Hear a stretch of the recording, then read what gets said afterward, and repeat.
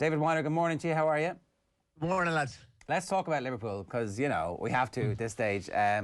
Myself and Nathan have already been poring over this, trying to understand what the hell is going on, but also what the repercussions are, because if there's no Champions League football, does that mean Mo Salah has to leave? Does that mean the club want to sell him to cash in? Does that mean Sadio Mane leaves? It's not a very healthy prospect for a team that has those superstars and is built around those superstars for next season if they don't make the Champions League.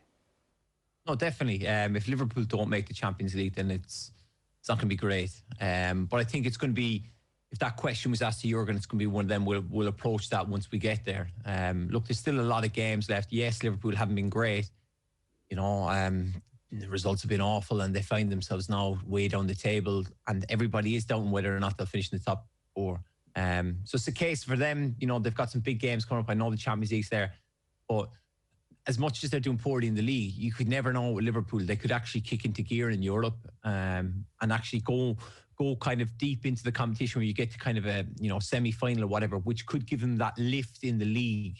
You know, sometimes when you play other competitions, certainly I did feel after the Leipzig game that they would kick on against Everton. No, that wasn't to be. But at the same time, it doesn't mean it won't happen going forward. But certainly the form, everything needs to be addressed. You know, they're conceding way too many goals. And they just look, there's just no spark up front with the front three. There's nothing, it's slow, it's lethargic. They need to be, I don't even know what the word is for it, but there's no oomph in them. You know, they need more. I want to see more from the three of them because they're exceptional players and they're not producing. There's been a couple of weird false dawns. There was the back-to-back games against Spurs and West Ham. Even the goal against Leicester was such a thing of beauty where it looked like there was a bit of oomph and creativity, and maybe if there'd been none of the defensive errors, they win that game 1-0 and you feel like it. But even the Leipzig game felt like, oh, okay, so, you know, there's still a little bit of, you're not sure about the defence, but actually, and then just a dead performance against Everton. Yeah, no, like the thing about the Leicester game was, yes, they're dominating. You know, they dominate possession for whatever it was, 68 minutes before that, you know, 7-minute meltdown. The thing is, I'm looking at the front three of them, and, you know, I've watched City over the weekend, I've watched United and whatever. Like, the only one of the front three who really, you know, grabs the game kind of by the scruff of the neck and has the ability to go by someone is kind of Mane, if you watch them. Like, Salah has phenomenal amount of goals this season for a team that, like, haven't been performing at the levels that we know they can. But I think it's almost papered over the cracks with some of his performances. You know, he's losing the ball too much. There's no end product. Like, even some of his passes. I think Salah, certainly, in my opinion, as a Liverpool fan watching them, he's one of the most frustrating, yet one of the best players to watch. You know, you're pulling your hair out of him, and then he puts the ball in the top corner from, you know, 25 yards. He needs to find the consistent level, because it's only like Mane is the only one of them three that, you know, when you pick a ball up, you think this is dangerous. Now, I'm going to compare them to City in the sense that when you watch Sterling, say Bernardo Silva, Mahrez, they have 3-4 players who have the ability to take someone on 1v1 and beat them. At the moment, Liverpool, you know, I don't know what it is with Salah. Firmino's never really been that one that will dribble by people. But Mane, of course, look, when we're talking about Everton, you know, you got to give credit to Holgate and certainly Seamus for doubling up at times. But Holgate made it very difficult for him, and you could see he was frustrated. But that's what they kind of need to. It's like they've got the handbrake on, and they're kind of, you know, you can tell that they're going through a tough period. But they're some world class players. They need to find ways to, you know, dig themselves out of this, because the performances haven't been good enough. David, one of the reasons that Liverpool were so good in recent seasons is that they were quite predictable, that it was quite repetitive what they did. Every game was just this intense, high pressure, don't let the other team out, suffocate them, wear them down, and then one of the front three finds the bit of space when maybe their concentration goes. Like, that hasn't happened over the last 7 weeks at all. But they're still trying to play the same game as last season without the centre halves, without the central midfielders, and without any sort of a spark. Is the way of getting the confidence back and momentum back actually changing the system, getting away from the 4-3-3? Does Jurgen Klopp just need to try something different? Well, I don't think he will, though. You know, Nathan, I know you watch a lot of Liverpool. You'll know that that's his way. Maybe alter it slightly. You know, I know, Jerry, you said there a while ago, but the fullbacks are probably 10, 15 yards deeper. I disagree with you. The fullbacks are still bombing on. I think the problem is, like, when they've had Kabak, Henderson, Phillips, whoever, that's not Virgil and Gomez. And I don't think, like, as much as Jordan is an exceptional footballer, he's not a centre half. And, like, he's done fantastically well in that position. But there's going to be moments where you're caught in certain no man's land where you're unsure. I think that's just that kind of natural experience from playing in a position for a long time. And I think maybe he does need to address it in the sense that can we be a bit more solid? I think the big thing was Manchester City was shipping too many goals. And there was obviously question marks. They bring in Diaz. And now all we keep lauding is their performances. Even if you watch them against Arsenal over the weekend, you never felt that Man City were going to concede. Like, Arsenal didn't have a shot on target. But that's come down. And they've got a back four: Zinchenko, Cancelo, Diaz and Stones. Of course, look, Laporte, you know, I know they do chop and change centre-halves a little bit. But, you know, Liverpool's back four are just as good. Okay, Diaz is probably the one exception. But Man City have found that way to win. Like, they played the game against Arsenal in third gear where they never looked like they were going to, you know, concede. They looked solid. Anything that was thrown their way, they dealt with quite comfortably. Like, Liverpool need to find that. And I know it is tough because we're so used to seeing the full backs bomb forward, but maybe can we get them, you know, to tuck in and kind of leave teams come on to Liverpool a bit more to open up that space? Because at the moment, it's so slow that, like, even if you look at Everton, they're getting 10, 11 players back inside their own half. And it doesn't matter what level it is. You know, if they're well organised, they're well drilled and they're on it, if that's a League One, League Two team, they are tough to break down. And, you know, it is difficult. And at the moment, Liverpool are kind of running out of ideas when they're going forward. And like I said, it's so slow and lethargic. And there was some stat that since, like, Thiago's coming to the team, they're averaging 65 more passes in the final third as opposed to a few years ago, which would suggest that it is slower and they're keeping the ball. They're almost playing like the way Man City play, where they just keep passing. We're used to seeing Liverpool play at speed. It's not direct football, but it has a sense of direction that it's just attack. It's just gung-ho, and it's like 100 mile an hour. At the moment, it's too slow and it's too lethargic. I totally understand that. And so the point about the fullbacks was one of the YouTube commenters making that point. And I think that everybody is searching around for some reason. Nathan was saying it's the injuries, but you're saying that there's been a change apart from the injuries as well, that it's not just the injuries that has caused this. And it can't just be the injuries that they point to for the rest of the season if they are going to make the Champions League, because those injuries aren't really going to clear up in time. No, definitely. Look, Liverpool with Virgil van Dijk is a total different team. There's no getting away from that. But Virgil, unfortunately, is out and he's injured. And, you know, from the moment of the Everton game where he picked up that injury, you know you're moving forward without him. The players would have more or less known that day that Virgil would have been out for the remainder of the season. You've got to move on. Look, of course, I would love him to be back playing centre-half for Liverpool. I'd be probably smiling and joking here thinking, oh, they've beaten Everton if he was playing, and they'd be probably pushing Man City at the top two. But he's not there. You've got to address it. A lot of other teams have had a lot of injuries. I think Leicester have had one of the worst injury lists if you look at the players they've missed at certain moments, and they've found ways to continue on. And I think with Liverpool, there has been a lot of jokes and a lot of people saying that there has been a lot of excuses. And as a Liverpool fan myself, we have made excuses. You know, we still have an exceptional team, exceptional players. We've got to find ways to win games. If you're the owner, sorry Nathan, if you're the owners, then you've got to make a big play this summer of making sure that Klopp hasn't had enough and isn't frustrated, and you've got to back him, and you've got to make sure that he is up for the fight of taking it to Manchester City next year. No, 100%. But at the same time, you need to sign the right players. It can't be a case of, we've seen, various different clubs sign players for, 50, 60, 70 million, and it's not worked out. Whether or not the owners will give him money to spend like those sums or those amounts, we'll just have to wait and see, because, you know, obviously with them selling Coutinho, they could bring in Van Dijk and Alisson. So it is an interesting one whether or not they'll give him that amount of money to spend. And then it's a case of where do you spend? Jamie Carragher did a very interesting piece about every kind of year you're going to sign kind of 2-3 very important players, which is taking them on to the next level. Now he needs to find players that are going to bring them back to the level that they've been at. Ger, everything comes back to the injuries. If it was just Virgil van Dijk, Liverpool would survive. They would be in a scrap, you imagine, alongside Manchester City. Because, as David says, every team has injuries. And Leicester have had injuries during this season. But actually, it's worked out quite nicely that when one fullback's got injured, another one has come back. When one centre-half has been injured, another one has managed to come back. Every team has injuries every season.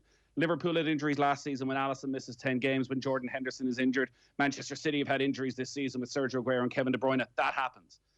Give me another example where a club has lost every single one of not just their centre-backs, but then the 2 replacement centre-backs who were brought in for them. The only team that could survive that is Manchester City. There is no survive. Other side. So it's finish in the top 4, finish 6th. Like where should they be? I mean, I think the point that David's been making is that the front 3 actually aren't playing as well as they need to, and that's the midfield style has changed. The midfield style has changed because the midfielders aren't there. So they have lost Virgil van Dijk, the most transformative player in the Premier League of the last 2 or 3 seasons, and what he did for Liverpool. They bought Thiago on Gomez purpose. And Matip. They bought Thiago on purpose, presumably to change the style.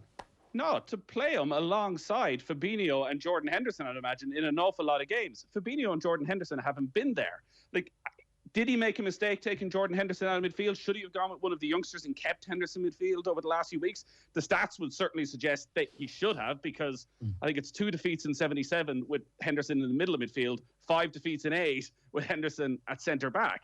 But Henderson last season, in almost every big game, was the key man for Liverpool. All of this is part, as I say, of the jigsaw of his style, and that is what David was talking about. This is the way he wants to play. You need centre halves with pace who can play right up on the halfway line. You need midfielders with an insane work rate and energy, because it's this shock and awe that Liverpool played with last year that disrupts the opposition. That means Van Dijk can play this 70-yard crossfield ball to Alexander-Arnold, who is in an advanced role. That doesn't happen anymore. On a point of information, didn't they concede 3 to Leeds in the first weekend of the season, and however many against Villa when they had that full team, and that shock and awe was still there? Haven't teams also... Well, Henderson didn't play against Villa. Alisson didn't play against Villa. But Van Dijk did. Like, you said Alisson missed 10 games last year and Henderson missed games and they managed to deal with it. This year, all of a sudden, they didn't. My point is that teams also got better and started to work out and looked at the video of the style of play, and that a load of different things are going on here, and that you're making excuses, like David said, that it's just the injuries. But the injuries is 90% of what has gone wrong. What happened after the Aston Villa game? They went 12 games unbeaten. They put in some of the performances of the season. They destroyed Leicester. They destroyed Wolves. They put 7 past Crystal Palace. Like, they didn't collapse after that defeat against Aston Villa. They got it together. They went on a run. But they have, again... Give me an example of any other side who have lost every single one of their centre halves and then their replacements as well. Now, there's the other question of the resources that were there, and in January, should they then have gone out on day 1 of the January transfer window and spent 50, 60 million? They probably should have, and the effects of that may be quite catastrophic for Liverpool if they don't finish inside the top 4. But clearly, the business model of the owners, which they will feel works, and that Michael Edwards is a genius working under, this may have been a fatal mistake they made for this season. But you cannot get away from the fact, if Virgil van Dijk and Joe Gomez are fit all season, Liverpool are winning the league. They're not. Why? Because Manchester City are about to put together a world record-breaking number of consecutive victories. They're 6 games away. There's no pressure on them now. Watched them yesterday. It was so easy. They're 15, 16 points clear. David? No, I agree with Nathan that I would have always backed City to win the league, but I definitely think if Virgil and Joe are fit, then Liverpool are really knocking on the door. And I think even as, if you look back to when Man City had that bad period, I think Liverpool, if they continue with, Virgil and Joe, they pick up more points. And I think it's City who are playing catch up. Now, I backed City from the start of the season. But I get where Nathan's coming from, because Liverpool, not only have they lost every centre half, but they've lost them for the rest of the season. like I brought up Leicester. Leicester have players coming back at different periods. As Nathan said, one gets injured. Yeah, it has been difficult. But you've got to get on with it, though, Nathan. We can't just sit here and kind of say like, oh, we're missing, obviously Matip, Joe, Virgil, Fabinho. Obviously Jordan picks up an injury the other day. Don't know how long he's going to be out for. Like, of course, but you don't then. I need more from, like, at the end of the day, I need more from my front three. Everyone's quick to say, your forwards win you games, your defenses win you championships. The forwards aren't winning games. And that's why, we'll never win this championship, because they've not done enough. We've got a poll on Twitter. Will Liverpool make the top 4? You can vote at Off the Ball AM on Twitter. There's a load, and tell us why as well. Use the hashtag OTB AM. You mentioned about the back four of Manchester City, and we wanted just to tease that out a little bit about the role of Cancelo and also the specifics about Diaz that make him so good. We've obviously, he's brought stability, he's brought leadership. What's he doing on the pitch that make you think, ooh, because you tweeted about how he's going to be the world's best defender in the next couple of years. What is it specifically that you think, wow, that's great? In my opinion, he has the same impact Virgil had at Liverpool. In that sense of calmness. He's big, he's strong, he's quick, he's very comfortable on the ball. You see him yesterday where he's not going to pass on, he'll just take the ball out, defends with ease. He's one of those defenders you can hang your hat on. He's not afraid to tackle, be physical. He's just got every attribute. Now, of course, look, there was massive question marks when he came in. I don't think anyone, but Pep probably did, expected him to have, the impact he's had. But he's like a young Rolls Royce. He's phenomenal. And if he keeps going the way he's going and keeps learning, keeps progressing, 2-3 years' time, he will be the best centre-half. There's no doubt in that. The role of Cancelo is obviously pretty interesting as well. This is a player who signed at the start of last season and who signed for big money and didn't really have any impact at all last year.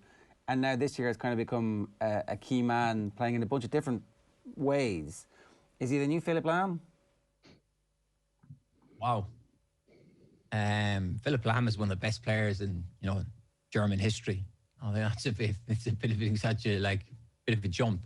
Cancelo, yeah, look, it usually does take these lads when they come over into the Premier League. It does take them in the best part of 6 to 12 months to settle in. I think he's found his way, and Pep has found, a system to get him going. Look, he's fit. He's very good going forward. I think there was the most question marks over him defensively, but at the same time, now they've just found a way to be solid. And the role he kind of plays, where he kind of drifts into midfield. That's what I meant by the Lamb. Yeah. By the way, I wasn't. Yeah. Well, you need to state that, because then once people get exaggerated and they take it out of context. No, look, that's the genius of Pep. He has certain ways of tweaking things where, like you said, if you remember back to his first day, when he was first in charge of City, when he had Clichy and Zabaleta and they were drifting into midfield to create these overloads. He's done that before. And certainly Cancelo is someone who's very comfortable on the ball. He's good on either foot. He's skillful. And he must understand that system, which has benefited him to kick on. It is very different to kind of see fullbacks, playing that way, as opposed to, say, Liverpool or United, where the fullbacks stay high and wide and try and bomb forward down the line. But certainly what Guardiola has done to Cancelo has been incredible. How do you compare this City side to that first championship winning team that had probably the spine of Ederson, Kompany, Fernandinho, David Silva, Sergio Aguero? It's been quite a transformation over the last couple of years. I think the Manchester City team that you referenced there, the first one, is better than this team now. I think, with Aguero, Silva, De Bruyne, whatever Kompany, those boys, it was just exceptional. This team now, I think, once they kind of got on a run of wins, it's like no other team has really pushed them, have they? Like, we've seen so many different teams. Like, the only team that's been in the top 4 all season is Leicester. Like, Liverpool have fallen out. United have gone to the top, come out. Tottenham are the same. I think whichever team was able to find that consistent, stable run of victories, we're always going to kick on and do well. And City have found that, like as Ger touched on, they're going on for, you know, the all-time consecutive win records. I think is it 18 now, which is unbelievable. But it's every game they go into, they're just finding ways to win. Like yesterday, it's fair to say, like, you know, a lot of City fans will say they were poor, whatever, for the levels we're used to seeing. But they look like, to me, they look like they're in third gear. They don't look. But certainly the first City team, I think, had more about it. Were like a better team. The concern for the chasing pack is that there's every chance this Manchester City team now get better. I was talking about that bench, which probably the most valuable bench in the history of the Premier League yesterday. Walker, Laporte, Mendy, Rodri, Jesus, Aguero, Torres, and Phil Foden, who they got for nothing through the academy. Over 300 million on the bench plus Phil Foden. And they're talking about signing Lionel Messi during the summer. I think Andy Mitten was on last week saying you'd have to imagine that if Haaland or Mbappe are going, that while Manchester City aren't top of the queue right now, they'll be right in the mix for them as well. City, we know, are going to invest, whereas the rest of the clubs, there's probably big question marks hanging all of them heading into the summer. No, definitely. I think that's been a big thing of Manchester City over the last few years. They're willing. Is it 500 million Pep spent on the defence, which is like unheard of. They just have the money, they have the funds, they're going to keep going. But at the same time, they're not untouchable. You know, if you look at the start of the season, they went through a really bad run of form. Of course, they've managed to put it all together, and now they're on this winning streak. But at the same time, they're going to come again, and teams are going to have to invest wisely. Not going to be able to spend the kind of money Manchester City are. So whether that be Liverpool, United, you're going to have to sign those 2-3 key players in key areas, because, you know, if City do end up getting, like, the big one, they're probably, I can't even say they're lacking, because you look at the form they're in, but kind of that next Aguero. Jesus, yes, is a very good player, but he doesn't look like he's up to the level of Aguero as, you know, a young Sergio Aguero. Obviously Sergio's had his injuries, and I won't say his best is behind him, but like, it's tough for him to kind of, you know, chalk out a season of full 38 games. So if they were to get, say, Haaland, I don't think they'll get Mbappe. I think he's his heart on Real Madrid, in my opinion. Messi, it's a tough one. I still think there's that love for Barcelona that he won't leave. But time will tell. Yeah, you stick Haaland in that team, and all of a sudden the rest of world football is going, oh my God, how do we ever stop this? I did want to just chat briefly to, because we're kind of hurtling towards big games for Ireland very soon. Great to see Seamus Coleman in good form. Really unfortunate to see, I mean, obviously as a Liverpool fan, sorry, but yeah, it is great. I'm happy for him. I'm happy for him. Yes. I spoke to him after the game, and I said, no, I am happy for you. I think he was in pretty good form, was he? Oh yeah. I won't tell you what he said to me, but yeah. But I'm like, as much as I'm a Liverpool fan and I want Liverpool to beat Everton, like, it even pains me to say it, but he knows. Like, for me, I love Seamus, and, you know, he's one of my closest friends in football, and he's captain of Everton, and they've not done it since 2010. And, you know, for him, like, he'd been kind of in and out of the side. You know, he was coming on late in games and whatever. And then, like, for him to go and, like, the performance he put in, there's probably a case from his man of the match, you know, and he limited Andy Robertson, which is a very difficult thing to do. But he was phenomenal. I'm happy for him. I am happy for him. I don't know, I'm not happy for Everton, but I'm happy for him. When you think about his career and the setbacks that he's had along the way, to keep coming back every time, like every single time somebody counts him out or doubts him, or they buy a replacement at right back, or they buy competition, his performance levels go up and up and up. It's fairly remarkable. Yeah, but it's like, you can take the boy out of Donegal, but you can't take the Donegal out of the boy. He's got that fight in him. He's got, you know, that humble upbringing of, you know, it's testament to his character, as you said. Like, you know, they bring someone in and it's just like, well, hold on a minute, I'm not going to roll over. And he just keeps on going and going. You know, they bring in Sabide from Monaco, who's kind of like a World Cup winner and that, and it's kind of looks like Ancelotti's going to play him, and then Seamus kind of goes, well, hold on a minute, you know, I'm not being shifted yet. And he'll continue to do that. That's just testament to his character, the way he is. He just never gives up. Like, he's got a great, fight, desire, determination, but he's also got the ability, just, obviously to stay and play at that level, which is massive. He must feel like he has a point to prove in an Ireland jersey as well, because he hasn't actually played since the night he was sent off over in Switzerland. He's missed all of the Stephen Kenny era so far. I know he wasn't selected for the first couple of matches, but he ends up missing out on the playoff. And he's in a position where everybody is raving about Matt Doherty for the last couple of years. Those constant comebacks, is he someone who gets a chip on his shoulder, that it's something that he's in his head, I need to prove these people wrong?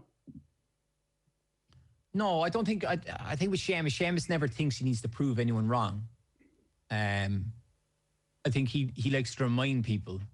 Is probably a different way of putting it than prove people wrong. He likes to remind people, I'm still here. I'm still a very good player. I'm not going anywhere. I think that's the big thing. Of course, look, certainly you guys pump up that thing between Doherty and Coleman. Like, the two of them are very good friends and everything. Like, that's the thing. There's no, with the Ireland change room, there's no egos. There's no, yes, players are in competition, but it never boils over. Of course, look, Stephen chose to go with Doherty. Now it's flipped on its head, where Seamus is, in great form, and Matt's obviously not in the best of form with Tottenham, who aren't doing well. I think I've said this numerous times. I think they've lost. They needed Seamus's leadership. I think even for someone like Shane Duffy, if Seamus plays alongside him, you see a totally different Duffy. Seamus he's a captain, he's a leader, and he'll bring those qualities onto the pitch. So it's all good and well being, in and around the place before a game, and trying to lead the team and give them experience, and try and calm them down or talk to them, encourage them, whatever it might be. But on the pitch is totally different, because that's where it really matters. And if Duffy, say for argument's sake, is going to play, I don't know what obviously Stephen's going to do. I think if Seamus plays alongside him, we'll see a totally different Duffy. All right, that's something to hope for anyway. David, great stuff. Thanks a million for joining us this morning. Guys. Cheers. Thank you. David Meyler giving us some good thoughts there about the weekend's football. We'd love to hear from you as well. 0879 180 180. It is 11 minutes past 8.